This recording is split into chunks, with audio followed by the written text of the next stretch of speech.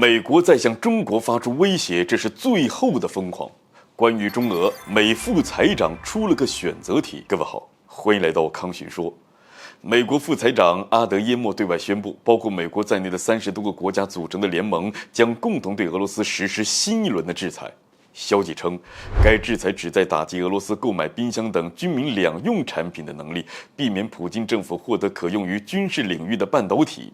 除此之外，该制裁还会寻求采取更多的措施，例如阻止俄罗斯将其石油以及其他受限制的货物通过邻国转运。在这之前，欧盟宣布对俄罗斯实施110亿欧元的新制裁，包括贸易限制和技术出口管制，进一步削弱俄罗斯维持其战争机器的能力。此番阿德耶莫在透露这一消息时声称，联盟的力度将使他们能够继续孤立俄罗斯。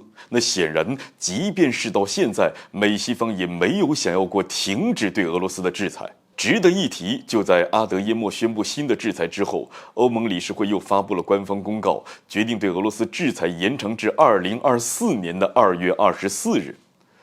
这要不怎么说这美西方双标呢？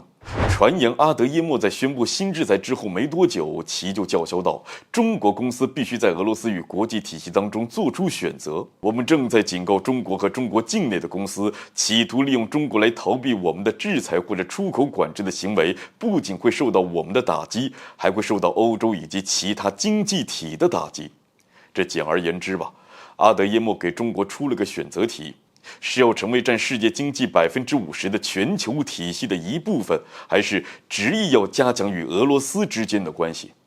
事实上在俄乌冲突的背景之下，美方已经不止一次威胁中国了。多次扬言，倘若中国对俄罗斯提供帮助，那么将会面临着西方制裁的惨境。对此，中方也是接连表态，中方的立场向来明确，不会偏向任何一方。可显然西方并不相信，仍然认为中国是站在俄罗斯一边的。如今阿德耶莫再次向中国发出威胁，要求中国选边站队，远离俄罗斯。在分析看来，相比之前的警告，这是美国人最后的疯狂啊！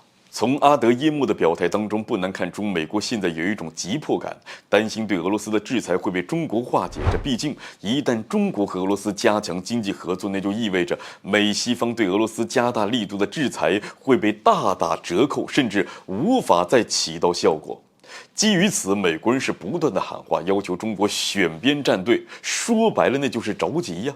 可真要说起来，美国这是哪儿来的自信呢？且不说中国不会选边站队，就算会，以中俄之间的密切关系，西方哪儿来的把握？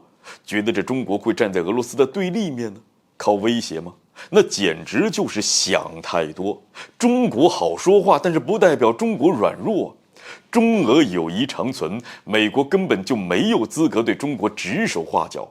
中国与哪个国家合作，那是中国自个儿的事情。中国不是欧洲，没有独立自主的选择。再者，说句有趣的，这美国能够代表全球体系吗？就算美国是全球第一大国，但是想要代表全球体系，还差得远呢。美国现下的急迫程度，其实从侧面反映出一个问题，那就是美国对俄罗斯的制裁没有预期的效果，所以急着要中国做出选择。总之吧，中国有独立的外交策略和外交风格，国际规则和国际秩序也不是美国的，而是全世界各国人民的。美国就算再疯狂，也是无济于事。好了，本期节目就进行到这儿，欢迎点赞转发，留下您的精彩评论。